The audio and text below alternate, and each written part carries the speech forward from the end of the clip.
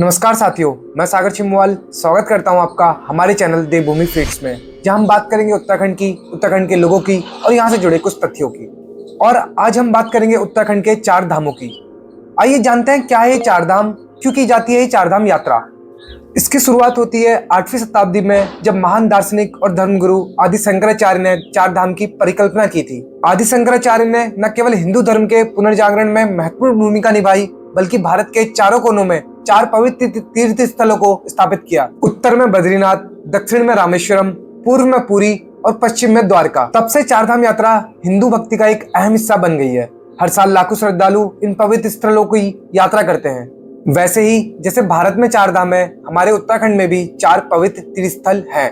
इन्हें उत्तराखंड के चार धाम या छोटे चार धाम भी कहा जाता है। हिमालय में स्थित होने की वजह से इन्हें हिमालय चार धाम भी कहते हैं। उत्तराखंड के चार धाम है गंगोत्री, यमुनोत्री, केदारनाथ और बद्रीनाथ। इनका धार्मिक और पौराणिक महत्व क्या है, आइए विस्तार से जानते हैं। चलते हैं पहले पवित्र धाम गंगोत्री की ओर। गंगोत्री, जिसे मां का उद्गम स्थान माना जाता है, उत्तरकाशी जिले में स्थित है। पौराणिक कथा है कि राजा भागीरथ ने यहाँ 5500 वर्षों तक घोर तप किया था। मंदिर के पास स्थित भागीरथ शिला इस तपस्या का प्रमाण है। कहा जाता है कि भागीरथ ने अपने पूर्वजों की आत्मा की मुक्ति के लिए देवी गंगा को पृथ्वी पर लाने की प्रार्थना की। देवी गंगा के वेग को संभालने के लिए भगवान शिव ने उन्हें अपनी जटाओं में बांध लिया था। गंगा का प्रवाह यहीं से शुरू हुआ, जो आज भी करोड़ों लोगों के लिए मोक्ष का प्रतीक है। आइए चलते हैं दूसरे पवित्र धाम यमुनोत्री की ओर। यमुनोत्री मां यमुना का उद्गम स्थल उत्तरकाशी जिले में स्थित है। पौराणिक मान्यता है कि यमुनोत्री वही स्थान है जहां सूर्यदेव की बेटी यमुना का निवास है। यहाँ का मुख्य आकर्षण सूर्यकुंड है, जहाँ गर्म पानी के स्रोत से श्रद्धालु भोजन पकाकर देवी को अर्पित करते हैं। कहा जाता है कि यमराज, जो यमुना के भाई हैं, ने वचन दिया था कि जो भी यमुना में स्नान करेगा उसे अकाल मृत्यु का भय नहीं रहेगा।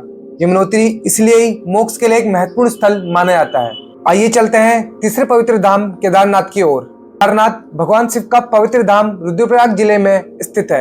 ये पंच केदार और 12 ज्योतिर्लिंगों में भी शामिल है। पौराणिक कथा है कि महाभारत के युद्ध के बाद पांडवों ने अपने पापों का प्रायश्चित करने के लिए भगवान शिव की शरण ली। भगवान शिव पांडवों से रुष्ट होकर केदारनाथ की ओर चले गए और वहां एक बैल का रूप धारण कर लिया। पांडवों ने उनका पीछा किया और भीम ने उन्हें पहचान कर पकड़ लिया। तब शिव ने स्वयं को 5 भागों में विभाजित कर लिया। उनके धड़ का हिस्सा केदारनाथ में स्थापित है। यह मंदिर न सिर्फ भक्ति का केंद्र है, बल्कि अपनी वास्तुकला और प्राकृतिक सौंदर्य के लिए भी प्रसिद्ध है। आइए चलते हैं हमारे आखिरी पवित्र धाम बद्रीनाथ की ओर। बद्रीनाथ भगवान विष्णु का धाम चमोली जिले में स्थित है। पौराणिक कथा है कि भगवान विष्णु ने यहाँ तपस्या की थी और देवी लक्ष्मी ने उन्हें बद्री के पेड़ों के नीचे छाया दी थी, इसलिए इसे बद्रीनाथ कहा गया। यह स्थान अलकनंदा नदी के किनारे बसा है और इसे मोक्ष प्राप्ति के लिए महत्वपूर्ण धाम माना जाता है। बद्रीनाथ मंदिर साल में कुछ महीनों के लिए ही खुलता है और तब लाखों श्रद्धालु यहाँ आते हैं। तो दोस्तों, ये थी उत्तराखंड के चार धाम की कहानी। ये केवल तीर्थस्थल ही नहीं, बल्कि हमारी संस्कृति, आस्था और अध्यात्म का प्रतीक है।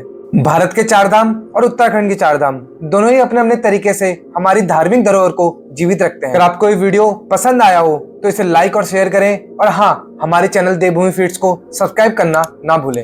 अगले वीडियो में मिलते हैं एक और रोचक विषय के साथ। तब तक के लिए जय बद्री विशाल, जय देवभूमि, जय उत्तराखंड। धन्यवाद।